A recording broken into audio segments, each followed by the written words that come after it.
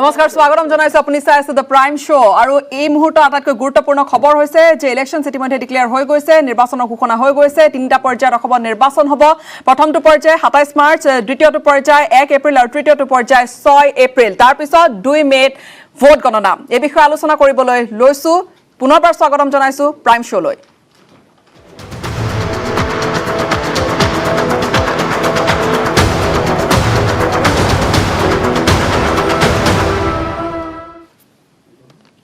নিৰ্বাচনৰ যেহেতু দিন ঘোষণা হৈ গৈছে তিনিটা পৰ্যায় আৰু ষ্টুডিঅত এই সম্পৰ্কে আলোচনা কৰিব আৰু লগতে প্ৰতিটো ৰাজনৈতিক দল কিমান তৎপৰ হৈ পৰিছে তেওঁলোকে কিমান সাজু হৈ পৰিছে যেহেতু আজি নিৰ্বাচন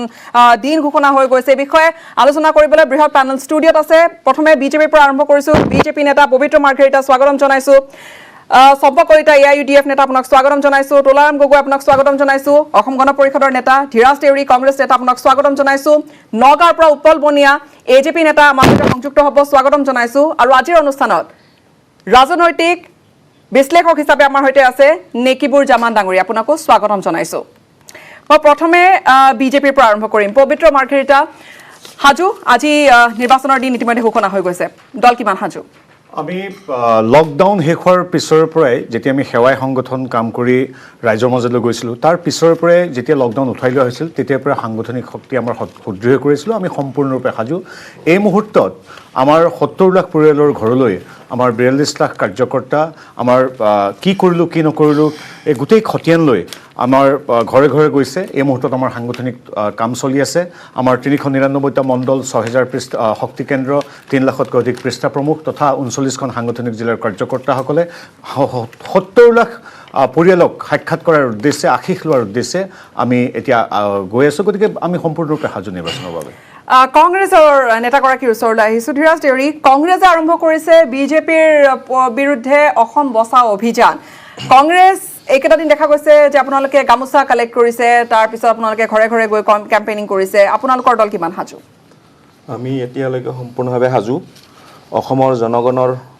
আজি কংগ্ৰেছ দলৰ ওপৰত সম্পূৰ্ণ আস্থা ঘূৰাই আহিছে এই কাৰণে যে বিজেপিয়ে যি মিছা প্ৰতিশ্ৰুতি দিছিল সেই মিছা প্ৰতিশ্ৰুতিৰ প্ৰতিবাদত আজি অসমৰ জনতাই কংগ্ৰেছ দলক পুনৰবাৰ কংগ্ৰেছ দলৰ মহাজোটবন্ধনৰ চৰকাৰক পুনৰবাৰ শাসনাধিষ্ঠ কৰিবলৈ সাজু হৈছে ধন্যবাদ ওপেনিং ৰিমাৰ্কস আমি লম এবাৰ তোলাৰাম গগৈ অসম গণ পৰিষদে এবাৰ আমি আগৰে পৰা আজি নিৰ্বাচনৰ দিন ঘোষণা হৈছে অসম গণ পৰিষদে যেতিয়াৰ পৰা বিজেপিৰ সৈতে একগোট মিত্ৰজোঁটত আবদ্ধ হৈছে মিত্ৰতাত আবদ্ধ হৈছে তেতিয়াৰ পৰা সদায় ভাৰতীয় জনতা পাৰ্টি অসম গণ পৰিষদক বিগ ব্ৰাদাৰ হিচাপে চাই আহিছে এতিয়া এইবাৰ নিৰ্বাচনত আমি জনামতে আপোনালোকৰ দুই এগৰাকী বিধায়কে এই কথা কৈছে যে আপোনালোকে 40খনমান আসন বিচাৰিছে ভাৰতীয় জনতা পাৰ্টিৰ লগত মিত্ৰজোঁটত আছে কিন্তু বিজেপিয়ে দিবনে এৰি 40খন আপোনালোকক প্ৰথমে আপোনাক ধন্যবাদ জনাইছোঁ আপোনাৰ অপেনিং ৰিমাৰ্ক দিয়াৰ আগতে মই এটা কথা আজি ক'ব বিচাৰিছোঁ আমি মিত্ৰগোষ্ঠীত আছোঁ বুলি নহয় এই এছআই কেলেংকাৰীটো যে হৈছিল এছআই কেলেংকাৰী হোৱাৰ পিছত দোষীসকলক উপযুক্তভাৱে গ্ৰেপ্তাৰ কৰি শাস্তি দি আজি এছআইসকলক এপইণ্টমেণ্ট লেটাৰ বিতৰণ কৰিছে অতি নিকা আৰু স্বচ্ছভাৱে কৰিছে এইটো অসম চৰকাৰখনে অতি ভাল কাম কৰিছে অসম চৰকাৰখনক কৃতজ্ঞতা আৰু ধন্যবাদ জনাইছোঁ আৰু আমাৰ দলে 40খন আসন বিচাৰিব এইটো দলৰ কাৰ্যনিৰ্বাহকৰ সিদ্ধান্ত হৈছে আৰু কিমান আসন দিয়ে নিদিয়ে দুয়োটা দলৰ নেতৃত্বই বহিব দুয়োটা দলৰ নেতৃত্বই বহি এইটো সিদ্ধান্ত ল'ব বহু কথা ওলাই আছে মিডিয়াত বহুতে বহুত কথা কৈ আছে কিন্তু দুয়োটা দলৰ নেতৃত্বই খুব কম দিনৰ ভিতৰত বহি আমাৰ কেইখন আসন দিব কেনেকৈ আমি যোৱাবাৰতকৈ আমি ভাল ৰিজাল্ট কৰিব পাৰিম এই সম্পৰ্কে ষ্ট্ৰেটেজি তৈয়াৰ কৰিব আৰু আমি ভাবোঁ আমি দলে নিৰ্বাচনৰ কাৰণে আমি কাহানিবাৰ পৰাই সাজু হৈ আছোঁ আপোনালোকে দেখিছে যোৱা 4 মাহ ধৰি আমাৰ দলৰ সাংগঠনিক গতিবিধি সাংগঠনিক কৰ্মৰাজি অধিক ত্বৰান্বিত কৰা হৈছে আৰু আমাৰ দল এতিয়া যথেষ্ট শক্তিশালী আমি অহা নিৰ্বাচনত হ'বলগীয়া নিৰ্বাচনত আমি ভাল ফল পাম মই তোলাদাৰ লগত এটা কথা যোগ কৰিছোঁ ইয়াত কোনে কেইখন দিব কোনে কেইখন বিচাৰিব সেইটো নহয় আমি কোনে কেইখনত নিৰ্বাচন সমিল মিলেৰে খেলিম সেইটো সিদ্ধান্ত হ'ব বিজেপি দিব তেওঁলোকে ল'ব এনেধৰণৰ ধাৰণাৰ পৰা আমি মুক্ত বিজেপিয়ে কিমানত খেলিব বাকী মিত্ৰ দলে কিমানত খেলিব সমূহে সিদ্ধান্ততে হয় এতিয়া বিজেপিয়েও নিদিয়ে এজিপিও নলয় এইটো নিজাববীয়া এটা উমৈহতীয়া সিদ্ধান্ত প্ৰসংগটো আপুনি ভালে উত্থাপন কৰিছে মই পুনৰ আহিম মই প্ৰথমে এবাৰ যাবলৈ বিচাৰিম সম্পৰ্ক কলিতা আপোনাৰ ওচৰলৈ একে ধৰণৰ প্ৰশ্নটো যিহেতু এবাৰ মহাজোঁটত আপোনালোকো আবদ্ধ হৈছে কংগ্ৰেছৰ বাট আপোনালোকৰো দেখা গৈছে যে শেহতীয়াকৈ আপোনালোকেও কংগ্ৰেছৰ সৈতে আসনৰ এতিয়ালৈকে সেই বাৰ্গেনিংটো আপোনালোকৰ চলি আছে ভিতৰুৱাকৈ তথাপি সুধিছোঁ দল কিমান সাজু আৰু কংগ্ৰেছৰ পৰা কিমানখন আসন বিচাৰিব বুলি বা মহাজোঁটত কিমানখন আসন আপোনালোকৰ থাকিব বুলি আপোনালোকে ভাবে না মই জয়তে আজি সৰ্বানন্দ সোণোৱাল আৰু তেওঁৰ মন্ত্ৰীসভাক অভিনন্দন জনাব খুজিছোঁ কাৰণ আজি 21ৰ সাধাৰণ নিৰ্বাচন আয়োগে দিন ঘোষণা কৰাৰ লগে লগে কাৰিকৰীভাৱে তেওঁলোকৰ গোটেই টেনিয়ৰটো সম্পূৰ্ণ কৰিলে সেইকাৰণে মই তেওঁলোকক অভিনন্দন জনাব খুজিছোঁ প্ৰথম কথা আৰু দ্বিতীয় কথা আপুনি যিটো কৈছে বাৰ্গেনিং একদম বাৰ্গেনিং নাই আমাৰ মহাগঠবন্ধনত একদম বাৰ্গেনিং নাই আমাৰ মহাগঠবন্ধনত আছে ইউনিবিলিটি আমি জিকি আহিব লাগিব যিকোনো প্ৰকাৰে আমাৰ জিকাটো আমাৰ প্ৰথম সেইকাৰণে কোনো ধৰণৰ বাৰ্গেনিং নাই আমাৰ খুব ধুনীয়া কেমেষ্ট্ৰি হৈছে আৰু সেই কেমেষ্ট্ৰিয়ে ধুনীয়া এটা গণিত উলিয়াই আনিব আৰু আপুনি নিশ্চিত থাকক আপুনি 2021ৰ সাধাৰণ নিৰ্বাচনত কংগ্ৰেছৰ নেতৃত্বত অসমত মহাগঠবন্ধনৰ চৰকাৰ হোৱাটো খাটাং আৰু আজিৰ পৰা মমেণ্টাম শিফ্ট হ'ব এতিয়া মই নেকিবোৰ জামা ডাঙৰীয়া আপোনাৰ ওচৰলৈ আহিছোঁ কথা বতৰা আপুনি গোটেইকেইটা ৰাজনৈতিক দলৰ আছে ইয়াৰ লগতে আন দুটা ৰাজনৈতিক দলো আছে এতিয়া আমি পূৰ্বৰ ইলেকশ্যনসমূহৰ যিখিনি ইলেকশ্যনছৰ ইকুৱেশ্যনছৰ কথা থাকে বা পাৰ্চেণ্টেজৰ কথা থাকে সেই পূৰ্বৰ যিখিনি নিৰ্বাচন আছিলে তাত আমি মূলতঃ কেইটামান দল লিখিছিলোঁ যে কংগ্ৰেছ বিজেপি AIUDF অগপ বা আপন্থী দলসমূহ আছে আজিৰ তাৰিখত আমি কথা ক'বলৈ গ'লে ৰাইজৰ দল আছে বা AJP অসম জাতীয় পৰিষদো আছে এই গোটেই প্ৰেক্ষাপটত আপুনি কি ধৰণে ভাবিছে এইবাৰ নিৰ্বাচন কি হ'বলৈ গৈ আছে চাওক আজি নিৰ্বাচনৰ দিন ঘোষণা কৰিলে আমি ভবাৰ দৰেই যে বিহুৰ আগতে নিৰ্বাচন শেষ হ'ব কিন্তু আমি মাজতে আচৰিত হৈছিলোঁ যে ভাৰতৰ মাননীয় প্ৰধানমন্ত্ৰীয়ে যেতিয়া এখন ৰাজহুৱা সভাত আহি ক'লে যে নিৰ্বাচনৰ তাৰিখ 7 তাৰিখে নিৰ্বাচনৰ তাৰিখ ঘোষণা কৰিব অলপতে হৈ যোৱা এখন সভাত তেতিয়া আমি আচৰিত হৈছিলোঁ যে নিৰ্বাচনী আয়োগৰ এখতিয়াৰৰ বাহিৰত গৈ মাননীয় প্ৰধানমন্ত্ৰীয়ে কেনেকৈ ঘোষণা কৰিলে আৰু মই তেতিয়া ভাবি লৈছিলোঁ হয়তো নিৰ্বাচনৰ তাৰিখ বিহুৰ পিছলৈ যাব নেকি এতিয়া প্ৰশ্ন হৈছে নিৰ্বাচন যেতিয়া ঘোষণা কৰিছে আমাৰ সাধাৰণ ৰাইজৰ ভোটাৰসকলৰ এটা দায়িত্ব আছে গণতান্ত্ৰিক পদ্ধতিৰে আমি আমাৰ এখন পচন্দৰ চৰকাৰ আমি ইয়াত গঠন কৰিব লাগে সেইকাৰণে সাধাৰণ ভোটাৰলৈকে আমাৰ আবেদনো থাকিব যে আপোনালোকে 2001ৰ পৰা 2016লৈকে কংগ্ৰেছে দিয়া প্ৰতিশ্ৰুতি তেওঁলোকে ৰাইজক দিয়া আশ্বাস কিমান দূৰ সফল কৰিলে আৰু 14 চনত মোদী অহাৰ পিছত আৰু 16 চনত সৰ্বানন্দ সোণোৱাল চৰকাৰ অহাৰ দিনত কিমান প্ৰতিশ্ৰুতি দিলে কিমান নিৰ্বাচনী ইস্তাহাৰত তেওঁলোকৰ তথ্য পাতি প্ৰকাশ কৰিলে বা কিমান কাম কৰিম বুলি বিভিন্ন সময়ত আশ্বাস দিলে কিমান দুৰ্নীতি হ'ল নহ'ল এই গোটেই বিষয়বিলাক নিশ্চয় ভোটাৰসকলে এইবাৰ খুব চাইলেণ্ট ভোটাৰকে নিশ্চয় এইবাৰ মই ভাবোঁ যে তেওঁলোকে উচিত সিদ্ধান্ত ল'ব আপুনি এটা প্ৰশ্ন কৰিছে আঞ্চলিকতাবাদৰ কথা হয় আজি বিজেপি আৰু আমি আঞ্চলিকতাবাদ মানে আমি জানিছিলোঁ আমাৰ জনা দিনৰ পৰাই সেইটো অসম গণ পৰিষদ কিন্তু অসম গণ পৰিষদে যিহেতু ভাৰতীয় জনতা পাৰ্টিৰ লগত একত্ৰিত হ'ল বা তেওঁলোকৰ এলায়েন্স হ'ল গতিকে সেইটো অসমৰ মানুহৰ কাৰণে আজিৰ দিনত কাৰ সপক্ষে ভোট দিয়াৰ সময়লৈ পিছত আৰু মানুহে এইটো আঞ্চলিক দল হিচাপে গণ্য নকৰে গতিকে অসমৰ ৰাইজৰ এক বিপুল আহ্বান আছিল ৰাইজে বিচাৰিছিল যে অসমত এটা আঞ্চলিকতাবাদৰ ধাজা লাগে আৰু সেই আঞ্চলিকতাবাদটো সেই সময়ত সৰু অসম ছাত্ৰ সন্থা বা সেই সময়ত যুৱ ছাত্ৰ পৰিষদৰ যুটীয়া নেতৃত্বত এটা আঞ্চলিক দল জন্ম দিলে সেইটো হ'ল অসম জাতীয় পৰিষদ ঠিক তেনেধৰণে কৃষক মুক্তি সংগ্ৰাম সমিতিৰ তৰফৰ পৰা জন্ম দিলে ৰাইজৰ দল এতিয়া আমি যিবিলাক মানুহে কংগ্ৰেছ আৰু UDFক কোনো পধ্যে আমি গ্ৰহণ নকৰোঁ আৰু ভাৰতীয় জনতা পাৰ্টিক 2016 চনৰ 14 চনৰ নিৰ্বাচনত অসমৰ ৰাইজে ইমান বিশ্বাসত লৈ 80% ভোটাৰে ভোটদান কৰিছিল নতুন প্ৰজন্মৰ পৰা বৃদ্ধলৈকে সকলোৱে ভোটদান কৰিছিল কিন্তু তেওঁলোকৰ যোৱা 14ৰ পৰা দিয়া প্ৰতিশ্ৰুতি বা 16ৰ পৰা দিয়া প্ৰতিশ্ৰুতি কিমান দূৰ সফল কাম হৈছে এই কথাটো কিন্তু আজি নতুন প্ৰজন্মই নতুনকৈ চিন্তা কৰিছে যাৰ কাৰণে আগন্তুক দিনত ৰাইজৰ দলে হওক বা আমাৰ জাতীয় পৰিষদে হওক এই দুটা দলৰ একত্ৰিতকৰণ যদি হয় দিনত নিৰ্বাচনত ই এটা সাংঘাতিক প্ৰভাৱ পৰিব এই প্ৰভাৱে কাক জয়লাভ কৰিব কাক পৰাস্ত কৰিব এই কথাটো কিন্তু সময়ে যেহেতু অসমৰ মানুহে জন্ম লগ্নৰ পৰাই মানে আঞ্চলিকতাবাদ এই প্ৰজা ছ'চিয়েলিষ্ট পাৰ্টিৰ দিনতে হওক ই জনতা পাৰ্টিৰ দিনতে হওক বা দীনেশ গোস্বামীহঁতে কংগ্ৰেছ কৰাৰ দিনতে হওক হেম বৰুৱাৰ দিনতে হওক গৌৰীশংকৰ ভট্টাচাৰ্যৰ দিনতে হওক তেওঁলোকে সৰ্বভাৰতীয় দৃষ্টিভংগী আছিল যদিও তেওঁলোকেতো আঞ্চলিকতাবাদক সদায় প্ৰাধান্য দিছিল কিন্তু তাৰপিছত অসম গণ পৰিষদে যিটো আঞ্চলিকতাবাদ কৰিলে তেওঁলোকে কিন্তু আঞ্চলিকতাবাদক যেনেধৰণে ৰাখিব পাৰিব লাগিছিল তেওঁলোকে বিশ্বাসঘাতক কৰাৰ কাৰণে আজি আঞ্চলিকতাবাদৰ এটা প্ৰাসংগিক হোৱাৰ কাৰণে আজি অসম জাতীয় পৰিষদ লুৰিণজ্যোতি গগৈ আৰু অখিল গগৈ ৰাইজৰ দলৰ এই দুটা দলক প্ৰতি এতিয়া মানুহ যথেষ্ট গুৰুত্ব বাঢ়িছে আৰু আমিও ব্যক্তিগতভাৱে এই দুটা দল যদি একত্ৰিত হয় আমিও সুখী হ'ম আগন্তুক দিনত আমিও আঞ্চলিকতাবাদীৰ চিন্তাধাৰাৰে নিশ্চয় আমি আগবাঢ়ি যাব পাৰিম আজি ভাৰতীয় জনতা পাৰ্টীয়ে নিজেই বিশ্বাসত আছে যে 100 অতিক্ৰম কৰি তেওঁলোকে আসন পাব। যদি 100 অতিক্ৰম কৰি আসন পায়, ইয়াতে আৰু তেওঁলোকৰ কেম্পেইন কৰাৰ কোনো প্ৰয়োজন নাই। বাৰে বাৰে 1 মাহত 4 বাৰ 3 বাৰকৈ প্ৰধানমন্ত্ৰী অহাৰ, বাৰে বাৰে ইয়াত গৃহমন্ত্ৰী আহি যিমান লক্ষ লক্ষ টকা খৰচ হয়, গতিকে এইবিলাক মানুহৰ প্ৰয়োজন নাই। তেওঁলোকেতো 100 অভাৰ তেখেতে কৈছে যে বাৰে বাৰে প্ৰধানমন্ত্ৰী আহিছে, প্ৰধানমন্ত্ৰী হয়ও 1.5 মাহৰ সময়ছোৱাত প্ৰায় 3 বাৰ আহিছে, হয় প্ৰধানমন্ত্ৰী তেওঁলোকে দাদা অসমৰ যেতিয়া বানপানীৰ মানুহ কৰাল গ্ৰাসত উটি ফুৰি পৰে, কোনো এটা এটা ভুল কথা দাদা। না দাদা এতিয়া প্ৰথম কথা হ'ল আমাৰ গীতাশ্ৰী বাইদেৱে এটা কথা ক'ব লাগিব, দাদা আচলতে আনঅফিচিয়েল স্পোক্স পাৰ্চন অফ ৰাইজৰ দল আৰু অসম জাতীয়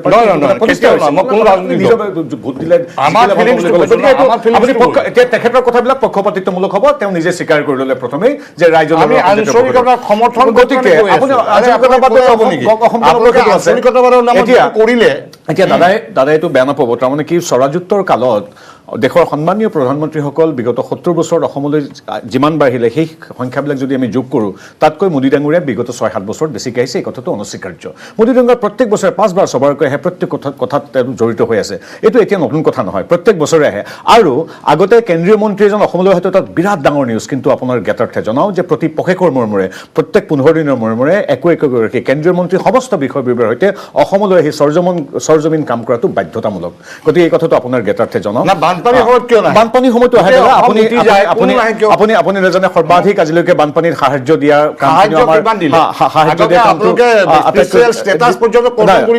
সেইবিলাক আপুনি ভুল তথ্যৰ এতিয়া বিভ্ৰান্ত নকৰিব। আপুনি এগৰাকী জনা মানুহ।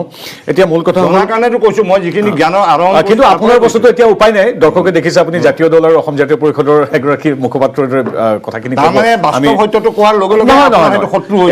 নহয় দাদা, আমি এজন নাগৰিক হিচাপে আপুনি ক'লে ইতিমধ্যে নিজা স্বীকাৰোক্তি দিলে যে মই জাতীয় পৰিষদ আৰু জাতীয় দল এনেকুৱা লগ হৈ জয় হ'লে লাভ হ'ব, ভাল হ'ব ইত্যাদি ক'লে। মোৰ দৃষ্টিভংগী নহয়, আপোনাৰ দৃষ্টিভংগী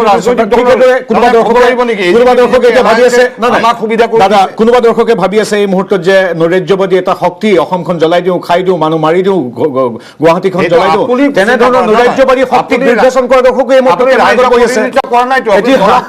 দলৰ পৰা কৈ আছে অসমত প্ৰাসংগিক।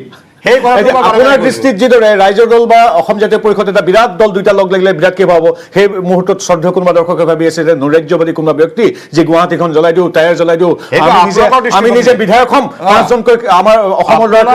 পেলাই দিওঁ, তাৰপিছত নিজে এচি ৰুমত থাকি এনেকে টক শ্ব'ত ডাঙৰ কথা কৈ মন্ত্ৰী বিধায়ক হ'ম, তেনেধৰণৰ সপোন দেখা নৈৰাজ্যবাদী মানুহ, যি ইমেচিউৰ্ড মানুহ, হোষ্টেলৰ পৰা গৈ অসমখন চলা বুলি কল্পনা কৰি থকা, চাণ্ডাৰ সংস্কৃতি চলা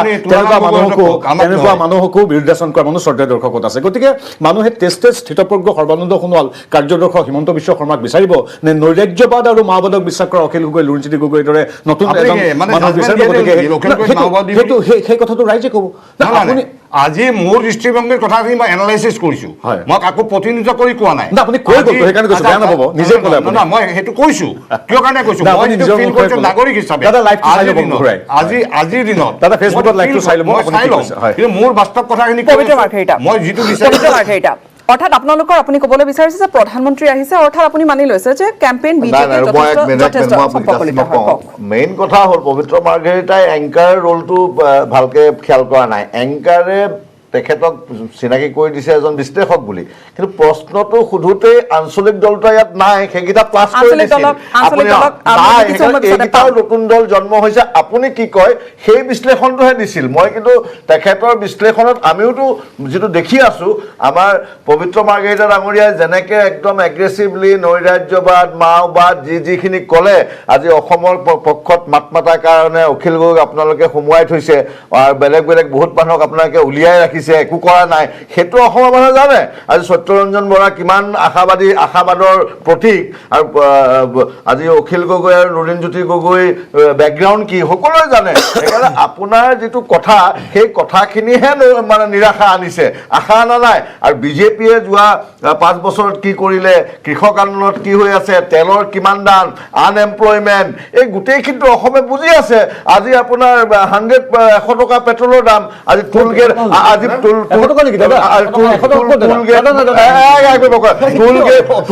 আপোনালোকে গুণ্ডা টেক্স কৰি আছে, ফাষ্ট ট্ৰেক আপোনালোকে নাকি লগাইছে, কি কয় আজি মহাৰাষ্ট্ৰত 100 টকা হৈছে, আমাৰ ইয়াত কিমান 100 টকা হলে কিমান বাকী আছে?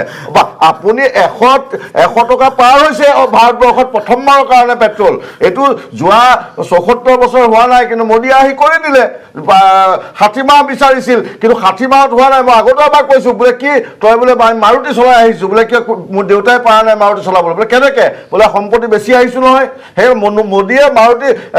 সম্পত্তি বেছি আছে গোটেই ভাৰতবৰ্ষৰ, এইখিনি মানুহে চাই আছে। গোটেই নৈৰাজ্যতা আনিছে বিজেপিয়ে, RSS, তাতোকে ডাঙৰ কথা আপুনি যিখিনি কথা ফ'কাছ কৰিছে, আপুনি আজি এজন চৰকাৰী পক্ষৰ মানুহ হিচাপে আপোনালোকে এই যে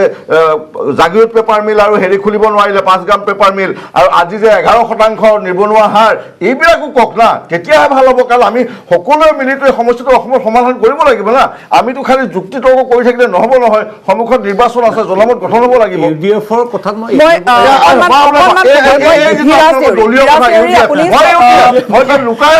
বিজেপি নেতাগৰাকীয়ে আপুনি পাইছে, ইতিমধ্যে শুনিছে। মই প্ৰতিক্ৰিয়া বিচাৰিছো ধীৰাজ দেউৰীৰ পৰা, কংগ্ৰেছ নেতাজনৰ পৰা।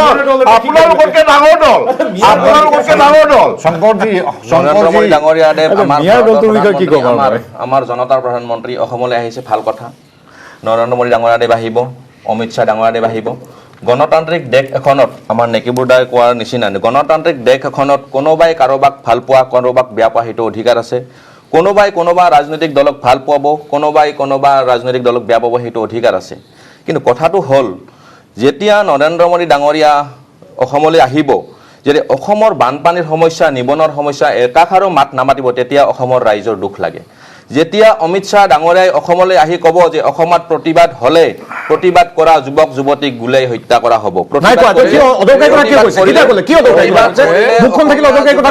মৰিব। কিন্তু তালিকা বাঢ়িব,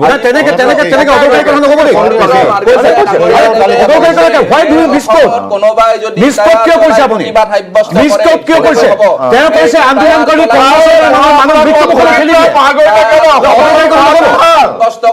অদৰকাৰী মিছা কথা ৰাজহুৱা জনপ্ৰিয় চেনেলত নক'ব, অদৰকাৰী মিছা কথা ৰাজহুৱা চেনেলত নক'ব। মিয়া পাৰ্টীয়ে কিবা ক'লে মই তেওঁৰ কথাটো গুৰুত্ব দিম। নেতৃত্বত কিন্তু আজিৰ অসমীয়া যুৱক যুৱতীয়ে শদিয়াৰ পৰা ধুবুৰীলৈ একমাত্ৰ প্ৰতিবাদ কৰিছে, গণতান্ত্ৰিকভাৱে প্ৰতিবাদ কৰিছে যে আমি অসমত কা নামানো, নাগৰিকত্ব সংশোধনী বিধেয়ক আমি অসমত বলবৎ হ'বলৈ নিদিওঁ। অসমৰ যুৱক যুৱতীয়ে দিল্লীত গৈ উলংগৈ প্ৰতিবাদ কৰিছিল। অসমৰ যুৱক যুৱতীয়ে আবাল বৃদ্ধ বনিতাই, ককা দেউতা আজককা হতে শদিয়াৰ পৰা ধুবুৰীলৈ ৰাস্তাত গৈ ৰাজপথত প্ৰতিবাদ কৰিছিল যে নাগৰিকত্ব সংশোধনী বিধেয়ক আমি নামানো, কাৰণ আফগানিস্তান, পাকিস্তান, বাংলাদেশৰ পৰা বিদেশী আমি অসমত সংস্থাপিত হ'বলৈ নিদিওঁ। কিন্তু এই প্ৰতিবাদ আমাৰ ভাৰতৰ চৰকাৰখনে, কেন্দ্ৰীয় চৰকাৰখনে, আমাৰ অসমৰ চৰকাৰখনে কেতিয়াও নামানিলে।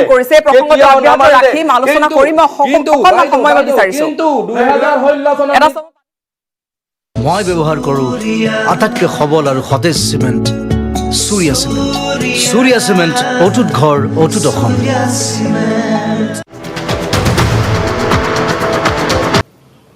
বিৰতি এটাৰ পিছত পুনৰ আপোনালোকক স্বাগতম জনাইছোঁ। কংগ্ৰেছৰ ধীৰাজ দেউৰী আপোনাৰ ওচৰলৈ আহিছোঁ। আপোনালোকে গামোচা সংগ্ৰহ কৰা আৰম্ভ কৰিছে, আপোনালোকে এণ্টি-কা গামোচা আপোনালোকে ব্যৱহাৰ কৰা দেখা গৈছে। আনহাতে পবিত্ৰ মাৰ্ঘেৰিটা আপোনালোকৰ কা সম্পৰ্কীয় স্থিতি একেই আছে। আমি চাওক, মই আপোনাক কৈ দিছোঁ, এইখন আমাৰ লিফলেট প্ৰায় প্ৰত্যেক ঘৰ মানুহলৈ গৈছে। তাত আমি স্পষ্টকৈ লিখিছোঁ যে কা ক্ষেত্ৰত বিজেপিৰ পূৰ্বস্থিতি অক্ষুণ্ণ থাকিব, অসমৰ স্বাৰ্থৰ বিৰুদ্ধে বিজেপিয়ে কোনো কাম কৰা নাই, ভৱিষ্যতেও নকৰে। 1,90,00,000 মানুহ আহিব বুলি ঢোল-ঢাল বজাইছে তেওঁলোকে। 2016 চনৰ নিৰ্বাচনৰ ভিজন ডকুমেণ্টত বিশেষভাৱে তেওঁলোকে তাত লিপিবদ্ধ কৰা আছিল যে অসম চুক্তিৰ দাড়ি কমা সলনি নোহোৱাকৈ অসম চুক্তি ৰূপায়ণ কৰা হ'ব, সাংবিধানিক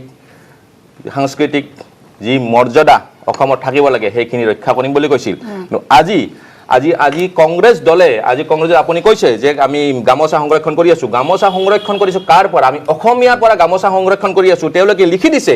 আমি কা নামানো, কোনোবাই লিখি দিছে যে কিয়ৰ কাৰণে আমি কা নামানো। আমি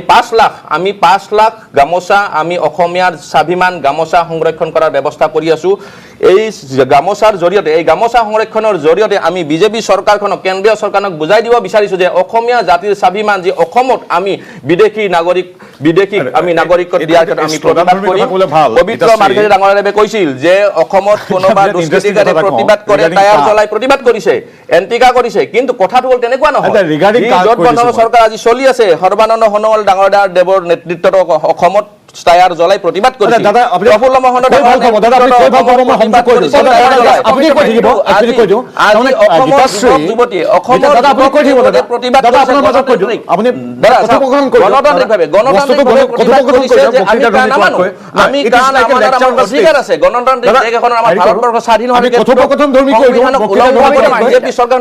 নীতি স্পষ্ট কৰিব বিচাৰিছে আমি অসমৰ স্বাভিমান আমি কংগ্ৰেছ দলে কেতিয়াও এই কাম মানি নলওঁ আৰু তাৰে ক্ষেত্ৰত আমি সংৰক্ষণ কৰিব বিচাৰিছো গামোচাৰ নাটকটো তেখেতসকলে যিটো কৰিছে আমি গোটেই অসমবাসী নাটক বুলি নকব দাদা এইটো নাটক অসমীয়া স্বাভিমান নাটক বুলি ক'লে অমিত শ্বাহৰ ভৰিত ধৰোঁতা ভৰিত ধৰোঁতা অসমৰ গামোচাক নাটক বুলি ক'বলৈ বিজেপিত গ'লে অসমৰ গামোচা পবিত্ৰ মাৰ্ঘেৰিত নিচিনা শিল্পীয়ে গামোচাক নাটক বুলি ক'বলৈ সংঘ অভদ্ৰামি কিয় কৰে মাজে মাজে আপুনি অভদ্ৰামি কৰি দিবান জনমান্তৰে অভদ্ৰামি নকৰিব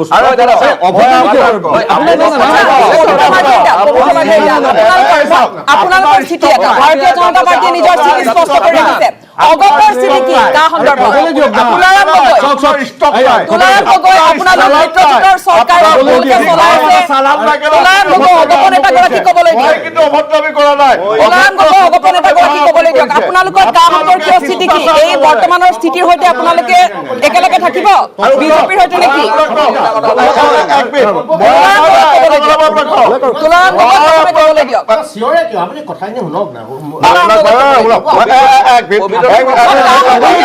অগপৰ অসম গণ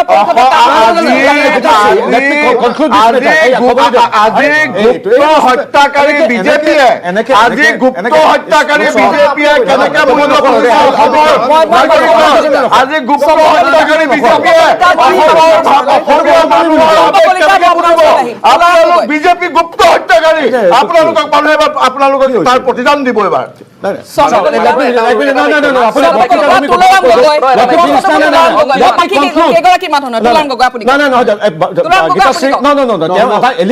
প্ৰথম কথা হ'ল কি তেখেতসকলৰ যিটো গামোচাৰ নাটক ক'বলৈ দিয়ক তেখেতসকলৰ যিটো গামোচাৰ নাটক তেওঁলোকৰ যিটো গামোচাৰ নাটক আপুনি গামোচাখনৰ তেওঁলোকৰ যিটো গামোচাৰ নাটক সেইটো গামোচাৰ নাটক কংগ্ৰেছে কৰি আছে মানুহে বুজি পাইছে মোৰ ভাষা কি অসমীয়া ভাষাত কৈ আছো তেওঁলোকে কংগ্ৰেছৰ ৰাহুল গান্ধীৰ যিটো গামোচাৰ নাটক সেই গামোচাৰ নাটকটো অসমবাসীক ধিক্কাৰ দিছে কাৰণ কি তেওঁলোকে গামোচাক অপমান কৰিছে শিপিনীৰ যিটো কষ্ট সেই কামটো গামোচাৰ নাটকৰে তেওঁলোকে হাঁহিয়াতৰ পাত্ৰ হৈছে গতিকে মই কৈছো আপোনালোকক অনুৰোধ জনাইছো যে অসমৰ গামোচাখনক শ্ৰদ্ধাজনক গামোচাখনক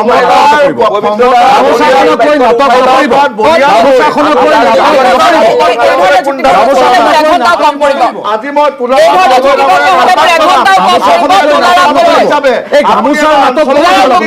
আপুনি অসমৰ গামোচাক অপমান হোৱাটো ৰাজনীতিৰ ওপৰত গৈ আমি ৰাজনীতি পথাৰত গামোচাৰ নাটক বন্ধ কৰিম গামোচাখনক শ্ৰদ্ধা কৰিবলৈ শিকক গামোচাখনক ভাল পাবলৈ শিকক আঞ্চলিকতাবাদী হিচাপে গামোচাক শ্ৰদ্ধা কৰিবলৈ শিকক ওপৰত গৈ আপুনি কমচে কম গামোচাৰ অপমানৰ কাৰণে প্ৰতিবাদ কৰক আপুনিও কৰিবলগীয়া হৈছে এইবাবে কাৰণ এনেকে আটাইকেইগৰাকীয়ে ক'লে দৰ্শকে কাৰো কথা নুশুনে তুলাৰাম গগৈ শুনক আচ্ছা কথা অসমত যেতিয়া গামোচাৰ অপমান হ'ব অসমীয়া হিচাপে আমি ক'ব লাগিব না অসমত যেতিয়া অসমীয়া গামোচাখন অপমান হ'ব আমি মনে মনে থাকিম নেকি আমাৰ আবেগিক হৈ যাওঁ বুজি পাইছে মই কৈছো যে গামোচাৰ প্ৰতি সন্মানজনক শ্ৰদ্ধাজনক গামোচাক লৈ নাটক নকৰিব আপুনি নাটকটো কি কৰিছে আপুনি আকৌ ইয়াতো নাটক আৰম্ভ কৰিছে যদি কিবা বেয়া কাম কৰিছে আপুনি নাটক কিয় কৰি আছে মই সম্পৰ্কে মানুহে চাই আছে অসমীয়া গামোচা নাটক কৰিছে বুলি এই নাটক শব্দটো আমি উঠাই লওক গামোচাক লৈ নাটক কৰিছে, আপোনালোকে গামোচাক অপমান কৰিছে, শিপিনীক অপমান কৰিছে। এজেপি নেতা উৎপল মণি আমাৰ সৈতে সংযুক্ত হৈছে। উৎপল মণিয়া, প্ৰথমে স্বাগতম জনাইছো আপোনাক। আমি আপোনাৰ পৰা আপোনালোকৰ দল কিমান প্ৰিপেয়াৰ্ড এতিয়া, কিমান সাজু হৈছে আপোনালোকৰ দল? নমস্কাৰ আৰু সকলোকে শুভেচ্ছা জ্ঞাপন কৰিলোঁ আগন্তুক ইলেকশ্যনৰ কাৰণে। বৰ্তমান অসম জাতীয় পৰিষদৰ অসমৰ চৌপাশে প্ৰত্যেকটো আঞ্চলিক গঠন হৈছে, বুথ কমিটি গঠন হৈছে, আমি সম্পূৰ্ণৰূপে সাজু। আৰু বৰ্তমান যিটো পৰিৱেশ চলি আছে, উন্নয়নৰ নামত যিটো ভেকু ভাওনাৰ ৰাজনীতি চলি আছে, এতিয়া অলপ আগতে মই শুনি আছোঁ যিখন কিবা গামোচাৰ লৈ পেলাই কিবা হেৰি উন্নয়নৰ নামত খালি একো কথা আহি নপৰে, কেৱল বোকাচুতীয়া ৰাজনীতি চলি আছে। প্ৰথম কথা, আমাৰ যিটো উদ্যোগীকৰণ, মই উদ্যোগৰ লগত জড়িত, উদ্যোগিক ক্ষেত্ৰখন বৰ্তমান ফেইলাৰ হৈছে আৰু নগাঁৱৰ ক্ষেত্ৰত সম্পূৰ্ণৰূপে নীল। দ্বিতীয় কথা হৈছে স্বাস্থ্যসেৱাৰ ক্ষেত্ৰত যিটো হ'ব লাগিছিল অসমত, আৰু সেই স্বাস্থ্যসেৱা সুপৰিকল্পিতভাৱে একো কাম কৰা নাই। বিশেষকৈ ৰহাক লৈ যিখন এইমছৰ যিটো গেম খেলিলে, কোনোবা এজন গৈ পেলাই নেতা হ'ল, কোনোবা এজন গৈ পেলাই ডাঙৰ মন্ত্ৰীসভাৰ পালে, আৰু ৰহাবাসীকে ঠগা নাই, মধ্য অসম, উত্তৰ অসম, উজনি অসমৰ সমগ্ৰ মানুহকে ৰহা এইমছক লৈ ঠগিলে। সেইটো 2 নম্বৰ কথা। 3 নম্বৰ কথা, যিটো এমনেৰেগা আঁচনিৰ নামত যিবোৰ কেলেংকাৰী চলি আছে, যিবোৰ আপোনালোকে দেখা পাইছে যে আমাৰ কৃষি যিবিলাক আমাৰ দুখীয়া শ্ৰেণীৰ মানুহ আছে, সম্পূৰ্ণৰূপে আৰু দুখীয়ালৈ গৈ আছে। আৰু কিছুমান ডাঙৰ ডাঙৰ ঠিকাদাৰ, ডাঙৰ ডাঙৰ পলি নেতাবিলাকে কেৱল JCB লৈ আৰু ট্ৰেক্টৰ লৈ পেলাই সেই ৰাস্তা ঘাটবিলাক কাম কৰি আছে। তেনেকুৱা এক পৰিকল্পনা বৰ্তমান চলি আছে। আৰু 830 টকা যিবিলাক ৰাজনীতি চলি আছে, সমগ্ৰ অসমবাসীয়ে জানে 830 টকা এক ৰাজনীতি চলি আছে। সেই ৰাজনীতি কোনে কৰিছে সেইটো কথাও জানে, আৰু এইবাৰ অসমৰ ৰাইজে সেই প্ৰত্যুত্তৰ দিব। আৰু বিজেপি চৰকাৰে যিটো হিন্দু মুছলমানৰ যিটো ৰাজনীতি চলি আছে, আমি তাৰ বিৰোধিতা। আমি অসমত বাস কৰা প্ৰত্যেকজন লোকে অসমীয়া, আৰু সেই অসমীয়াক লৈ এইবাৰ আমি ৰাজনীতি কৰিবলৈ গৈ আছোঁ। এইবাৰ অসমৰ ৰাইজে বিজেপি চৰকাৰক সম্পূৰ্ণ প্ৰত্যুত্তৰ দিব। আৰু এটা সকলোকে আপোনালোকে দেখিছে, ৰাইজৰ ধন ইউজ কৰি বৰ্তমান বিজেপি চৰকাৰে কেম্পেইনিং কৰি আছে। আৰু এই কেম্পেইনিং আজিৰ পৰা শেষ হৈছে আৰু অহা কাইলৈৰ পৰা হয়। উৎপল মণিয়া, মই পুনৰ আপোনাৰ ওচৰলৈ আহিম। আপুনি যিহেতু কেইটামান গুৰুতৰ কথা আপুনি উত্থাপন কৰিছে, নেকিবুৰ জামান তেওঁ কেইটামান ইছ্যু বিৰোধিতা কৰিয়ে ৰাইজৰ দলে হওক বা AJPৰ জন্ম হৈছিল, ৰাইজৰ দলৰ তেওঁ প্ৰতিনিধি, ক্ষমা কৰিব AJP তেওঁ প্ৰতিনিধি। এতিয়া এই নাগৰিকত্ব সংশোধনী আইনক লৈ বিৰোধিতা কৰি কংগ্ৰেছেও গামোচা লৈ তেওঁলোকে প্ৰতিবাদ কৰিছে বা তেওঁলোকেও কেম্পেইন চলাইছে, নিজৰ স্থিতি অটল আছে ভাৰতীয় জনতা পাৰ্টি। এইখিনিৰ উপৰিও যিখিনি ইছ্যুজ কথা তেওঁ উত্থাপন কৰিলে, এই ইছ্যুবিলাকে আচলতে ভোটাৰৰ মনত বা ৰাইজত এইখিনি ইছ্যু লৈ তেওঁলোকে কি ধৰণে আগবাঢ়ি গৈছে বা তাৰ ভিতৰত প্ৰভাৱটো আপুনি কেনেকুৱা ধৰণৰ দেখিছে, বিশ্লেষক হিচাপে মই সুধিছোঁ। ইয়াতে তুলাৰাম গগৈ AJP দলৰ প্ৰতিনিধি আছে, যে সৰু অসম ছাত্ৰ সন্থা গণসংগ্ৰাম পৰিষদৰ নেতৃত্বত বিদেশী নাগৰিক বহিষ্কাৰ আন্দোলন হৈছিল, য'ত 860 জন শ্বহীদ হৈছিল, যাৰ বিনিময়ত এখন চুক্তি হৈছিল, আৰু এই চুক্তি অনুযায়ী অসম গণ পৰিষদ দল জন্ম হৈছিল। গতিকে তেওঁলোকে অসম গণ পৰিষদ দল অসম চুক্তিৰ প্ৰতি দায়বদ্ধ হ'ব লাগিছিল। কিন্তু অসম চুক্তি হোৱাৰ নহয়, কোনো দায়বদ্ধ নহয়। সেইকাৰণে গজালটো কাট খাই কেনে মাৰিলে নেকি পাৰ্লিয়ামেণ্টত গৈ। তাৰপিছত তেওঁলোকে মোদীয়ে বাৰে বাৰে কৈছিল যে অসম চুক্তি আখৰে আখৰে পালন কৰা হ'ব, আৰু কৈছিল 15 মে'ৰ পিছৰ পৰা বিদেশীবিলাক এটালি টোপোলালৈ যাব লাগিব, যিটো আমি বুজি পাই বিজেপি সেই প্ৰকাৰত সমৰ্থন অসমৰ ৰাইজে 80% ৰাইজে কিন্তু সমৰ্থন দিছিল। তাৰপিছত হঠাতে কাখন আনি দিলে, যিখন আমাৰ অসম চুক্তিৰ 860 জন শ্বহীদৰ লগতে 5 জন কা আন্দোলনৰ শ্বহীদ হ'বলগীয়া হ'ল এই বিজেপি চৰকাৰৰ। মই বিৰতি এটাৰ সময় হৈছে, মই আপোনাৰ কথাখিনি কণ্টিনিউ কৰিম বিৰতি এটাৰ পিছত। পুনৰ স্বাগতম জনাইছোঁ। নেকিবুৰ জামান নাগৰিক, আপোনাৰ কথাখিনি আধৰুৱা হৈ থাকিলে নাগৰিকত্ব মই এটা কথা কৈছোঁ, অসম চুক্তিখনত 860 জন আৰু পিছত তাৰ অসম চুক্তি নৎসাত কৰি 860 জন শ্বহীদক দ্বিতীয়বাৰৰ বাবে শ্বহীদ কৰি আকৌ 5 জনক শ্বহীদ কৰিলে, কাখন জাপি দিলে, যিটো 1971 চনৰ 25 মাৰ্চৰ পিছত এজনো বিদেশী থাকিব নোৱাৰে বুলি এইটো কেন্দ্ৰীয় চৰকাৰ ৰাজ্য চৰকাৰে সকলো কোৱাৰ পিছত কাখন ইম্প'জ কৰিলে। আৰু কাখন ইম্প'জ কৰাৰ পিছত অসমৰ পৰিৱেশটো মই নতুনকৈ ক'বলগীয়া হোৱা নাই যে অসমৰ কি এক পৰিস্থিতিৰ সৃষ্টি হৈছিল। তাৰ লগতে তেওঁলোকে কৈছিল কা আন্দোলনটো যেতিয়া দুপৰদুপে ওপৰলৈ গ'ল, ক্ল'জ 6টো আনি দিলে, অসম চুক্তিৰ ক্ল'জ 6খন তেওঁলোকে ক'লে, অমিত শ্বাহে আমি যেতিয়াই পঠিয়াব আমি দাড়ি কমা নকটাকে এখন আমি গ্ৰহণ কৰিম। কিন্তু আজি এবছৰ হৈ গ'ল, আৰু এতিয়া কৈছে আইনৰ ক্লজ 6ৰ স্থিতি কি, আৰু লগতে ক্লজ 6ৰ লগে কথাখিনি কৈ লওঁ। ক্লজ 6ত যিজন বিজ্ঞ এজন ন্যায়াধীশ আছে, বিপ্লৱ কুমাৰ শৰ্মা, য'ত নীলয় দত্তৰ নিচিনা মানুহ আছে, অতি সমাজৰ অতি গুৰুত্বপূৰ্ণ ব্যক্তিসকলে যিখন বনাই দিলে সেইখন তেওঁলোকে ক'লে আকৌ আমি আইনী বস্তু পৃথিৱীত তিনি নম্বৰ কথা হৈছে কিন্তু তেওঁলোক আইনৰ সাংবিধানিক ফৰাম কথা হ'ল যেতিয়া কাখনত বিজেপি বৈশ্যই শেষ গজালটো মাৰিলে অসম চুক্তি অসম চুক্তি অসম চুক্তি দায়বদ্ধ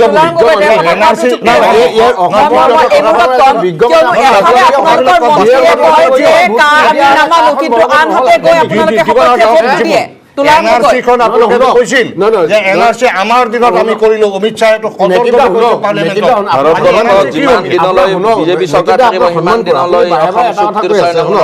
আমাৰ বীৰেন্দ্ৰ প্ৰসাদ বৈশ্যই মিত্ৰতা ধৰ্ম পালন কৰি ভোটটো দিছে কিন্তু আপুনি ভালদৰে জানে অসম গণ পৰিষদ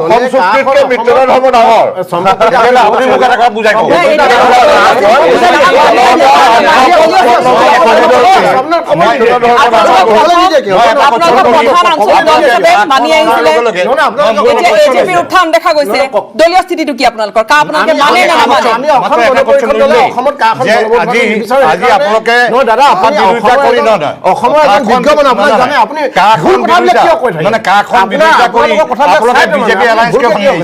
বিজেপি এলায়েন্স ভাঙি আহি লতাশিল খেলপথাৰত আপোনালোকে মুকু মাতিনি ভাষণ দিয়ে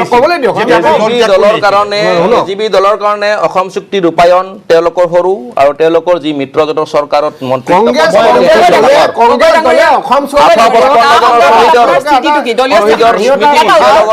মন্ত্ৰী এটা উত্তৰ স্থিতিটো কি আপোনালোকে মানে নে নামানে আমি অসম গণ পৰিষদ দলে কাখন অসমত বলবৎ হ'ব নালাগে বুলি ইতিমধ্যে আমি মহামান্য উচ্চতম ন্যায়ালয়ত আমি পিটিশ্যন দাখিল কৰিছোঁ এতিয়া শুনক যদি অসম গণ পৰিষদ দলৰ কাখনৰ সম্পৰ্কত ডুৱেল স্থিতি হ'লেহেঁতেন নেকিব দাস খুব ভালদৰে জানে সেই ডুৱেল স্থিতি হোৱা হ'লে মহামান্য উচ্চতম ন্যায়ালয়ে আমাৰ পিটিশ্যন কেতিয়াও গ্ৰহণ নকৰিলে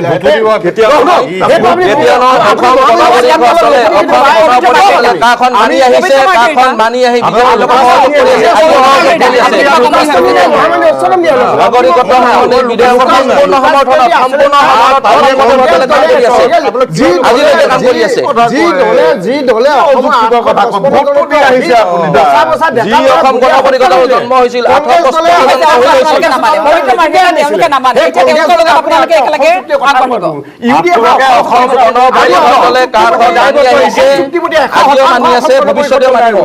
অসম চুক্তিৰ প্ৰতি অসম গণ পৰিষদ দায়বদ্ধ অসম গণ পৰিষদ দলৰ কোনো এজন নেতাই কোনো এজন কাৰ্যকৰ্তাই কোনো এজন সাধাৰণ কৰ্মীয়ে অসমৰ অসমীয়া খিলঞ্জীয়া মানুহৰ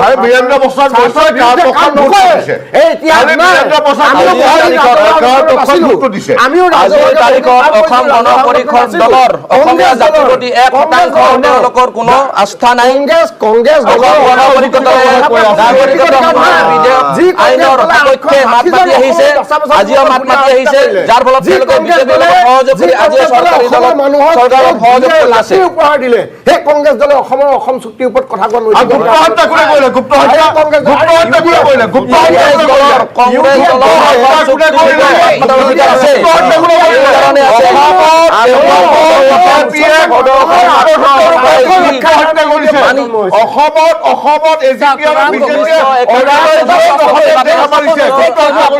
দলীয় স্থিতি বা দলীয় নেতাৰ 2-4টা স্থিতিৰ বাবে এই প্ৰশ্নকেইটা উত্থাপন হৈছে কিন্তু আপোনালোকে মানি ল'বই লাগিব পবিত্ৰ মাৰ্ঘেৰিটা এতিয়া তেওঁলোকে কাণ মানে অৰ্থাৎ আপোনালোকৰ মাজত দুইটা দল যদিও বা মিত্ৰজোঁটত আছে মিত্ৰপাশত আছে কিন্তু দল দুটাই এই স্থিতিটোৰ ওপৰত মানে অভিন্ন তেওঁলোকৰ মত দুটা কথা কম ডিষ্টাৰ্ব যাতে নকৰে মোৰ বন্ধুসকলে প্ৰথমতে কংগ্ৰেছে যিটো অসম বচাও কৰিছে ইউডিএফৰ লগত এইটো পৃথিৱীৰ ভিতৰত এটা শ্ৰেষ্ঠতম কৌতুক কাৰণ হয় অসম বচাব লাগিব আমি অভিনন্দন জনাইছোঁ আমিও কম অসম বচাওঁ কিন্তু অসম বচাব লাগিব গড় হত্যাকাৰী কংগ্ৰেছ দলৰ পৰা যি প্ৰতিনিয়ত আগতে গড় হত্যা আছিল কংগ্ৰেছ দলে মোক ক'বলৈ নাই আপুনি মোক ক'বলৈ দিব নে দাদা কংগ্ৰেছ দাদা ক'বলৈ দিব দাদা অপ্ৰিয়ত অভিযোগ দিয়ে ক'বলৈ দিব আপোনালোকে যদি চিঞৰ বাখৰ কৰিছিল মই কিয় মাত মাতিছিলোঁ আপুনি মই তেতিয়া ক'বলৈ দিব ক'বলৈ দিয়ক তাৰমানে কি গড় হত্যাকাৰী কংগ্ৰেছ দলৰ পৰা অসমক বচাব লাগিব অসম বচাওক শুদ্ধ কথা দেৱশিশু অংগনবাড়ী দাদা মই এটা শব্দ কৈছিলোঁ কি শব্দ কৈছিলোঁ অভদ্ৰামী বুলি অভদ্ৰামী ক'বলৈ যোৱা 5 বছৰ অভদ্ৰামী নকৰিব প্লিজ দাদা অভদ্ৰামী নকৰিব আপোনালোকে টক শ্ব' হয় আপুনি নাহিব আপুনি মানে স্লেং ৱৰ্ডকে ব্যৱহাৰ কৰে আপোনাৰ কোনো অভদ্ৰামি কৰিছে কেনেকৈ অভদ্ৰামি কৰিছে আপুনি এটা মানুহক কথা ক'ব নিদিয়ে অভদ্ৰামি কৈ থাকে আপোনাক এইটোৱে শিকাইছে যে ডাক্তৰৰ সংস্কৃতিয়ে আপুনি এনেকৈ নকৰিব আপুনি শিক্ষিত মানুহ আপুনি ন্যূনতম অসমীয়া সভ্যতাখিনি ৰক্ষা কৰিব অভদ্ৰামি শব্দটোকে বাৰে বাৰে কয় নকৰিব আপুনি যোৱা 5 বছৰত কেইটা গড় হত্যা হৈছে এইটো কৈ দিয়ক লগতে কংগ্ৰেছে যদি হত্যা কৰিছে আপোনালোকৰ হত্যা কৰিছে যদি যোৱা 5 বছৰ এটাও গড় হত্যা কৰা নাই তেতিয়াহে আপোনাৰ কোৱা অধিকাৰ নৈতিক অধিকাৰ আছে যদি যোৱা 5 বছৰত এটাও গড় হত্যা হৈছে আপোনাৰ কোৱা নৈতিক অধিকাৰ নাই মই আপোনাক কষ্ট কৰিছো গড় হত্যা জানেনে আপুনি কেনেকৈ কথা কৈছে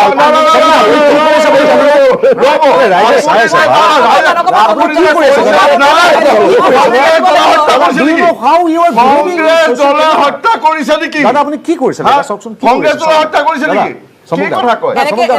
তেনেকে নহয় আপোনাতকে মই বেছি মানুহে চাই আছে উৎপল বনিয়া এটা ইস্যু হৈছে সেয়া এটা ইস্যু উত্থাপন হৈছে সেয়া হৈছে চাহ শ্ৰমিকৰ মজুৰি কংগ্ৰেছে এটা ঘোষণা কৰি থৈ গৈছে ৰাহুল গান্ধীয়ে এটা ঘোষণা কৰি থৈ গৈছে তাৰপিছত কেবিনেটত ডিচিশ্যন এটা হৈছে 217 টকা বিজেপিয়ে চাহ শ্ৰমিকৰ মজুৰি 217 টকালৈ বৃদ্ধি কৰিলে এই সম্পৰ্কত এজিপিৰ ক'বলগীয়া কি আছে এফালে কংগ্ৰেছেও ঘোষণা কৰিছে এফালে বিজেপিও ঘোষণা কৰিছে চাওক চাহ শ্ৰমিকৰ লগত এটা গেম খেলি থাকে প্ৰত্যেক চৰকাৰে হওক প্ৰত্যেকটো ৰাজনৈতিক দলে হওক আৰু যিটো 351 টকা যিটো দিব লাগিছিলে বৰ্তমান দি আছে 161 টকা হ'বলা আৰু প্ৰত্যেকটো যদি আমি চাওঁ এফালৰ পৰা সেই চাহ শ্ৰমিকসকলৰ লগত কেৱল ৰাজনৈতিক লাভালাভৰ কাৰণে একদম স্বাৰ্থপৰতা কাম কৰি আছে প্ৰথম কথা দ্বিতীয় কথা হৈছে যিটো কা আন্দোলনক লৈ পেলাই যিটো কথা কৈ আছে মোৰ হিচাপত প্ৰত্যেকজন অসমীয়াই বিৰোধিতা কৰে কেৱল ব্যক্তিগত স্বাৰ্থৰ লাভালাভৰ বাবে সেই ৰাজনৈতিক ব্যক্তিসকলে সমৰ্থন নকৰো বা কৰো দেখুৱাই আছে তাৰ প্ৰমাণ অগপ যদি আমি দুভাগ কৰি দেখুৱাই দিওঁ কেৱল 3জনে মন্ত্ৰীপদ লাভ কৰিছে সেই 3জনে সমৰ্থন কৰে বাকীখিনি বিৰোধিতা কৰে তেনেকুৱা এটা গেম প্লেনিং আচলতে কোনেও একচেপ্ট নকৰে সেইটো হৈছে 2 নম্বৰ কথা 3 নম্বৰ কথা হৈছে যিবোৰ ৰাজনৈতিক লাভালাভৰ বাবে যিবোৰ আমাৰ প্ৰত্যেকটো অসমৰ সম্পদ বিক্ৰী কৰি আছে এইখন চৰকাৰে আৰু অসমক এফালৰ পৰা লুটি লৈ গৈ আছে আৰু 830 টকা ইটো পিছত ইটো আঁচনি ভৰাই দি আছে আৰু সেই আঁচনি ইতিমধ্যে অধিসূচনা জাৰি হৈছে ইতিমধ্যে শেষ আপুনি দিব্যাংগসকলক অবিবাহিত মহিলাসকলক বিধৱাসকলক সহায় কৰাটো বেয়া পায় নেকি আপুনি সহায় কৰিলে ভাল পাওঁ কিন্তু নিজৰ ৰাজনীতি আমাৰ গাঁৱত 830 টকা কিন্তু অসমৰ প্ৰত্যেকটো সম্পদ বিক্ৰী কৰি অসমৰ প্ৰত্যেকটো সম্পদ বিক্ৰী কৰিবলৈ নহয় অসমৰ প্ৰত্যেকটো সম্পদ বিক্ৰী কৰিবলৈ যে দুখীয়া মানুহক দিছে অবিবাহিত মহিলাবিলাকক যে দিছে দিব্যাংগসকলক দিছে সহায় কৰিছে 830 টকা পকেটৰ টকা নহয় 830 টকা সামান্য পকেটৰ কোনো চৰকাৰ দিব পাৰে পিছত চৰকাৰ কৰিলে চৰকাৰে যে সহায় কৰিছে দুখীয়া মানুহক বেয়া পাইছে বিজেপিৰ ফালৰ পৰা প্ৰায় উৎপল বনিয়া প্ৰায় এটা অভিযোগ আহে যে অসম গণ পৰিষদ ক্ষমা কৰিব অসম জাতীয় পৰিষদ কি ধৰণে চলে চান্দা তোলা বা এই ধৰণৰ কথা বতৰাবোৰ চলি আহিছে বা এই ধৰণৰ কথা বতৰা বিজেপিৰ নেতাসমূহৰ মুখত শুনা গৈছে কটাক্ষ কৰা গৈছে এজেপি হয় আপোনালোকে চাওক অসমৰ উৰুষত জন্ম হোৱা এটা দল অসমবাসী মৰম ভাল পোৱা এটা দল আৰু এই দলটোক ৰাইজে তুলিতে বুলিয়ে ডাঙৰ দীঘল কৰিব লাগিব আমাৰ কোনো ধৰণৰ কৰাপশ্যনৰ টকা নাই আমাৰ কোনো ধৰণৰ বাহিৰৰ পৰা অহা টকা নাই আমি আৰম্ভ কৰিছোঁ অসমৰ জাতীয়তাবাদী ধাৰা ৰক্ষা কৰিবলৈ আমি আৰম্ভ কৰিছোঁ জাতিৰ যি স্বাভিমান ৰক্ষা কৰিবলৈ আৰু এইবাৰ 2021ত সেই ৰক্ষা অসমবাসীয়ে দেখুৱাব আৰু 21ত অসম জাতীয়তাবাদী অসম আঞ্চলিকতাবাদী যি শক্তি আছে সেই শক্তি চৰকাৰ গঠন হ'ব নেকিবুৰ জামান এই যে 830 টকাৰ কথা কৈছে বেনিফিচিয়াৰী সৃষ্টিৰ কথা কৈছে এইখিনি আপুনি কি ধৰণে চায় চাওক প্ৰতিখন চৰকাৰে নিৰ্বাচনৰ আগমুহূৰ্তত কংগ্ৰেছৰ দিনত যিমান আঁচনি দিলে কিন্তু কংগ্ৰেছক ৰাইজে গ্ৰহণ নকৰিলে এইবাৰ ভাৰতীয় জনতা পাৰ্টীয়ে যিবিলাক আঁচনি বা চৰকাৰে যিবিলাক আঁচনি দিছে এই আঁচনিবিলাক এই দুখীয়া মানুহক দিয়াটোত আমি আপত্তি কৰা নাই তেওঁলোকৰ প্ৰাপ্য কিন্তু এই টকাটো এনেধৰণে ভাবিব নালাগে যে আমি আমাৰ পকেটৰ পৰা দিছোঁ এইটো আমাৰ কৰ কাটলৰ পইচা দি যদি কোনোবা দুখীয়া মানুহক সহায় কৰিছে এইটো আমি সদায় ধন্যবাদ জনাম কিন্তু তেওঁলোকৰ যিবিলাক অপসংস্কৃতি আৰম্ভ কৰিছে আজি 6 জনগোষ্ঠীক তেওঁলোকে জনগোষ্ঠীয় মৰ্যাদা দিয়া কথা তাৰ মাজত চাহ বাগানো আছিল তেওঁলোকে 365 টকা দিম বুলি কৈছিল তেওঁলোকক মাটিৰ পট্টা দিম বুলি কৈছিল এইবিলাকতো দিয়া নাই গতিকে চাহ জনগোষ্ঠীৰ প্ৰতি মৰম কিমান এই কথাটো সময় নিশ্চয় উত্তৰ দিব তাৰ লগে এই কথাটো জানিব লাগিব যে মই আঘাত পাওঁ আৰু ই আছে আমাৰ মাৰ্ঘেৰিটা আছে তেওঁলোকে এটা কথা খুব কয় 65 আৰু 35ৰ ইলেকশ্যন এতিয়া মই কোনটো 5ত 35 বুলি ক'লে সেইটো হ'ল সংখ্যালঘুক বুজায় এতিয়া মই সংখ্যালঘুৰ ভিতৰত আছোঁ নে মই 65 অন্য সম্প্ৰদায়ৰ লগত আছোঁ এই কথাটো কিন্তু স্পষ্ট কৰিব লাগে এইকাৰণে তেওঁলোকৰ বিধায়ক খিলাদিত্য দেৱে যেতিয়া ক'ব আজান ফকীৰে ইয়াতে জিহাদীৰ কাম কৰে বুলি তেওঁলোকৰ যেতিয়া সত্যৰঞ্জন বৰাই বিভিন্ন জঘন্য কোৰাণৰ ওপৰত হজৰত মুহাম্মদ সাল্লাল্লাহু আলাইহি ওয়াসাল্লামৰ ওপৰত কথা ক'ব তেওঁৰ বিৰুদ্ধে 1000তকৈ অধিক গোচৰ ৰুজু হৈছে কিন্তু আজিলৈকে সেই গোচৰবিলাকৰ কোনো তদন্ত কিয় কৰা হোৱা নাই এই প্ৰশ্নবিলাক কিন্তু সময়ত ৰাইজে বিচাৰিব গতিকে আজিৰ দিনত আমাৰ কথা হ'ল যে এখন চৰকাৰ আহিব আমি চৰকাৰ কোনো অংশীদাৰো নহয় আমি কোনো বিধায়কৰ লালাখিতও নহয় আমাৰ কথা হ'ল যে তেওঁলোকে আশ্বাস যিখিনি দিছিল আমি বিশ্বাসৰ ওপৰত 2016 চনত মানুহে 80% মানুহে তেওঁলোকক ভোটদান কৰিছিল কিন্তু আজি যেনেকৈ জাতীয় পৰিষদ হৈছে যেনেকৈ ৰাইজৰ দল হৈছে বা বিভিন্ন দল সংগঠন জন্ম হৈছে কিহৰ কাৰণে এইবিলাকতো ভোটাৰ তেওঁলোকৰে আছিলে এটা সময়ত এই ছাত্ৰ সন্থাৰ লগ মইতো যোৱাবাৰ নিজেই শিৱসাগৰত বহি লৈছিলোঁ তাতে আমি দেখিছিলোঁ তপন গগৈ হৈ গোটেই নাজিৰা ছাত্ৰ সন্থাৰ পৰা যুৱ ছাত্ৰ পৰিষদৰ পৰা ইপিনে আকৌ আমাৰ গুৱাহাটীৰ পৰা গৈছে মাজুলীলৈকে আমিতো নিজে আছোঁ সেইবিলাক অঞ্চলত কিন্তু আজি সেইবিলাকতো লগত নাই কিয় এইবিলাকৰ মোহ ভংগ হ'ল কিয় কাৰণ কাখন আমাৰ জাতীয় জীৱনত অতি এটি ভয়ানক বস্তু এইখন আনিলে 2014 চনলৈ বুলি কৈছে কিন্তু ই নেভাৰ এণ্ডিং বিজনেছ হ'ব এই বাংলাদেশী যদি আহিবলগীয়া হয় অকল হিন্দুই নহয় এই মুছলমান বাংলাদেশীবিলাকেও তেওঁলোকে হিন্দু নাম লৈ ইয়াত সোমাব কালি জাতিটোৰ ভাষা সংস্কৃতি সাহিত্যৰ কথা জড়িত আছে যাৰ কাৰণে আমি ভয় খাইছোঁ আজি NRC পূৰ্ণাংগ হ'ব বুলি ভাবিছিলোঁ যে সৰ্বানন্দ সোণোৱালে মুখ্যমন্ত্ৰীৰ দায়িত্ব লৈয়ে তেওঁ প্ৰথমে NRC অফিচত গৈছিলোঁ আমি ইমান বিশ্বাসত লৈছিলোঁ আৰু এইটো অমিত শ্বাহে কিন্তু এইটো পাৰ্লিয়ামেণ্ট কৈছিল যে হাম লোক কাৰকে দেখায়া হয় কিন্তু সেই NRCখন আজি কমপ্লিট হ'ব লাগিছিল 19 লাখ বিদেশীক বাছি উলিয়াব লাগিছিল ট্ৰিবিউনেললৈ পঠিয়াই সেই কামটো আজি নকৰিলে অসম চুক্তি আখৰে আখৰে পালন কৰিম বুলি কৈ ক্লজ 5 নহ'ল ক্লজ 6 নহ'ল ক্লজ 6ত এতিয়া ক'বলৈ বিচাৰিছে এইখন সাংবিধানিকভাৱে নহয় যিখন জাষ্টিছ ন্যায়াধীশ বিপ্লৱ কুমাৰ শৰ্মা যাৰ ইণ্টিগ্ৰিটিৰ ওপৰত কোনো কোৱেশ্যন নাহে অতি বিজ্ঞ ব্যক্তি নিলয় দত্তৰ নিচিনা বিজ্ঞ অধিবক্তা পল্লৱ ভট্টাচাৰ্যকে আৰম্ভ কৰি যি 12জনীয়া কমিটি বনাইছিল এই কমিটিখনে এটাৰ পিছতে মই একপক্ষীয় হৈ আছে ক'বলৈ সুযোগ পুনৰবাৰ স্বাগতম জনাইছোঁ আপোনালোকক বিৰতিৰ পূৰ্বে আমি কথা পাতি আছিলোঁ নিকিবুৰ জামান ডাঙৰীয়া তেখেতৰ ভিউ পইণ্ট তেখেতে ৰাখি আছিলে পবিত্ৰ মাৰ্ঘেৰিটা আপোনাৰ কিবা এটা ক'বলগীয়া ৰৈ গৈছিলে নাই চাওক কংগ্ৰেছৰ কথাখিনি কওঁতে চম্পকলিতা দেৱে অকণমান বেলেগ কথা উলিয়াই দিলে মানে কংগ্ৰেছৰ যিটো অসম বচাওটো মই আদৰণি জনাইছোঁ অসম বচাও হ'ব লাগে গড়হত্যাৰ পৰা অসম বচাও হওক অংগনবাদীৰ 7 লাখ দেৱ শিশু সৰু সৰু কণ ল'ৰা ছোৱালীৰ নামত অহা খাদ্য আত্মসাৎ কৰা কংগ্ৰেছৰ পৰা অসম বচাও হওক মৈমনসিঙীয়া নোৱাখলীয়া ৰংপুৰীয়া ঢাকায়া মিয়াৰ দ্বাৰা গঠিত UDF দলৰ ওচৰত আত্মসমৰ্পণ কৰা কংগ্ৰেছৰ পৰা অসম বচাও হওক আমাৰ সভ্যতা সংস্কৃতিৰ প্ৰতি যি আগ্ৰাসন আহিছে যি আমাৰ সত্ৰ নামঘৰ বেদখল হৈ গৈছে আমাৰ কাজিৰঙা বেদখল যি মানুহে কৰিছে সেই মানুহখিনিৰ পৰা আমি অসম বচাও হওক যেতিয়া চাকৰি বজাৰ মেলিছিল যিটো দলে তেওঁলোকৰ পৰা অসম বচাও গতিকে অসম বচাওটো আমি স্বাগতম জনাইছোঁ সেইটো সূত্ৰে যাব লাগিব পৰৱৰ্তী পৰ্যায়ত আপুনি উত্তৰ দিব আৰু ক'বলগীয়া আছে দাদা এইটো নকৰিব এতিয়া কথা হ'ল কি কাৰ ক্ষেত্ৰত কি কৰিছিলে কাৰ ক্ষেত্ৰত কিছু কংগ্ৰেছে 855 জন মানুহক গুলিয়াই হত্যা কৰা কংগ্ৰেছে অসম চুক্তিৰ ডিপাৰ্টমেণ্ট খুলিছিল বাজেটেই নাই 15 বছৰ দাদা ক'বলৈ দিয়ক এতিয়া চাওক দাদা প্লিজ দাদা মই আপুনি চাওক দাদা যুক্তিৰ পৰা পলাব যুক্তি থাকিলে আপুনি কিয় ক'ব বিচাৰিছে নেকি এতিয়া কথা হ'ল কংগ্ৰেছে 15 বছৰ শাসন কৰিছিল অসম চুক্তি বিভাগত তেওঁলোকৰ কোনো বাজেটেই নাছিল কিন্তু এইখন চৰকাৰে বাজেট ধাৰ্য কৰিছে সুকীয়া এটা সচিবালয় সুকীয়া এটা বিভাগ খুলিছে আৰু এই যে 855 জন শহীদ পৰিয়াল 855 জন শহীদ পৰিয়াল প্ৰথমবাৰৰ কাৰণে বিজেপি চৰকাৰ সন্মান জনাইছে প্ৰতিটো পৰিয়াললৈ আৰ্থিক সন্মান আগবঢ়াইছে 100 বিঘা মাটিৰে শহীদ স্মাৰক নিৰ্মাণ কৰিছে আৰু এই কংগ্ৰেছে 855 জন মানুহ গুলিয়াই মাৰিছিল এই কংগ্ৰেছ যি কংগ্ৰেছৰ বিৰুদ্ধে কৰি আছে ৰাইজে আমাক আনিছে আৰু এটা কথা আৰু কংগ্ৰেছে যি অসমৰ দীপাঞ্জন দাস এতিয়া তেওঁলোকে কি কৰিছে এতিয়া তেওঁলোকৰ কংগ্ৰেছৰ কোনো স্থিতি নাই মৈমনসিঙীয়া নোৱাখলীয়া ৰংপুৰীয়া ঢাকায়া মিয়াৰ ওচৰত কংগ্ৰেছ পাৰ্টি ইতিমধ্যে বিক্ৰী হৈ গ'ল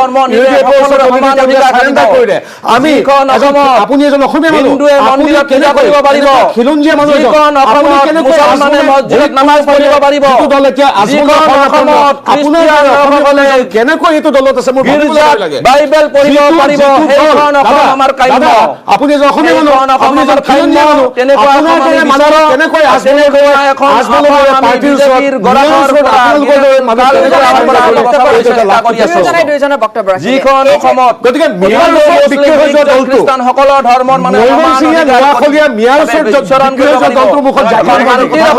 ভাল নালাগে। আমি এখন শান্তিৰ অসম বিচাৰো। মিয়াৰ ওচৰত বিক্ৰী হৈ যোৱা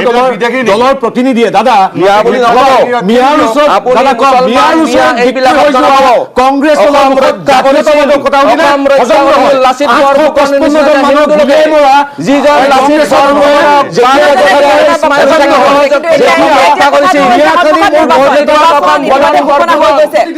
সেই কংগ্ৰেছৰ মুখত দিলে মিয়া আৰু সেই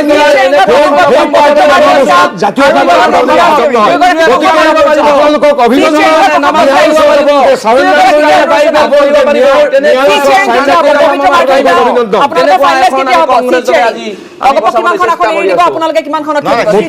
মুঠতে কংগ্ৰেছলৈ দেম মিয়াৰ ওচৰত তেওঁলোকে চাৰেণ্ডাৰ কৰিলে।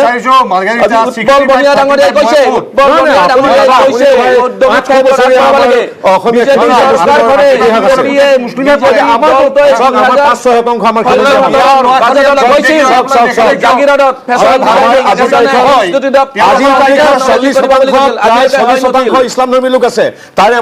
5-6% আছে, বাকীখিনিতো চব মৈমন সিঙে নোৱাখলীয়া। 800 বছৰীয়া ইতিহাস আছে আমাৰ, 800 বছৰীয়া ইতিহাস আছে আমাৰ ইছলাম ধৰ্মী লোকৰ। গতিকে 800 বছৰীয়া মানুহৰ ভাল আপুনি মিয়াৰ সপক্ষে কৈছে নে বিপক্ষে কৈছে? আপুনি মিয়াৰ সপক্ষে নে বিপক্ষে কৈছে? আপোনালোকৰ চৰকাৰ, কেন্দ্ৰত আপোনালোকৰ চৰকাৰ, অসমত আপোনালোকৰ চৰকাৰ। ভাৰতীয় নাগৰিকৰ কথা নাই দাদা। এতিয়া মই স্পষ্ট কৰি দিওঁ। কেনেকে মিয়া আপুনি এজন মানুহক বিয়া হয় নে নহয় DNA টেষ্ট আপোনাৰ কাৰণে, মোৰ কাৰণে, তেওঁৰ কাৰণে। আপুনি মই বিয়া নেকি DNA টেষ্ট কাৰো কাৰণে? এতিয়া মৈমন সিঙে নোৱাখলীয়া মিয়াৰ ওচৰত চাৰেণ্ডাৰ কৰা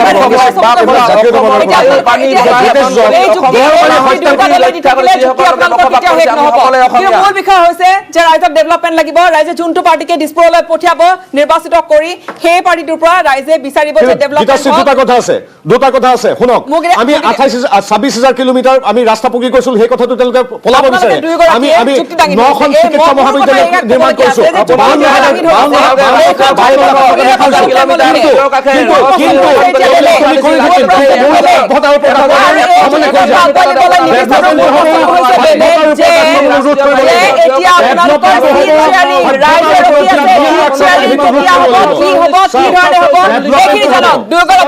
আপোনালোকে শাসকীয় এলাইন্স পাৰ্টিৰ দুইটা দলৰ প্ৰতিনিধি আছে, আপোনালোকে কওক চিট শ্বেয়াৰিঙৰ বিষয়ে আপোনালোকে কেতিয়া আগবাঢ়িব সেইখিনি বিষয়ে জানিব বিচাৰিছো। গীতাশ্ৰী, এটা কথা কওঁ, আপুনি যিটো কথা খুব গুৰুত্বপূৰ্ণ কথা ক'লে, ডেভেলপমেণ্টৰ কথা। আমি ডেভেলপমেণ্টৰ কথা কৈ লৈ যাম, কিন্তু সমান্তৰালভাৱে নিৰ্বাচনত যি আমি চৰকাৰ গঠন কৰাৰ পিছতো আমাৰ সভ্যতাৰ ওপৰত যি আক্ৰমণ, সেই কথা কৈ যাম। সেইটো ৰাজনৈতিক বক্তব্য। দাদাই কৈছে তেওঁলোক ভাৰতীয় নাগৰিক হয় নহয়, ইত্যাদি ইত্যাদি কথা। ভাৰতীয় নাগৰিকত্ব কোনোবা এটা চনে কাৰোবাক দিলেও তেওঁ যদি মোৰ গুৰুজনাৰ কলাক্ষেত্ৰৰ ওপৰত সমাহিত নহয়,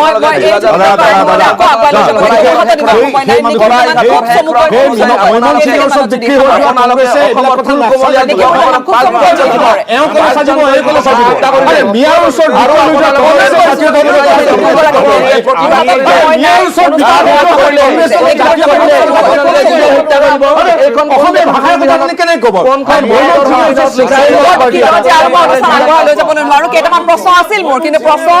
বৰ দুখিত যে সেই প্ৰশ্নৰ উত্তৰ কেইটা নাপালো আৰু যুক্তিতৰ্ক এই ধৰণে চলি থাকে। কিন্তু ৰাইজৰ কথাটো হৈছে যে ষ্টুডিঅ' যি ধৰণৰ যুক্তিতৰ্ক নহওক, যে ৰাইজে বিচাৰে উন্নয়ন, আৰু ৰাইজে সেই উন্নয়ন বিচাৰি বা সেইগৰাকী জনপ্ৰতিনিধিক বিচাৰিহে আচলতে দিছপুৰলৈ পঠিয়াব। সেইখন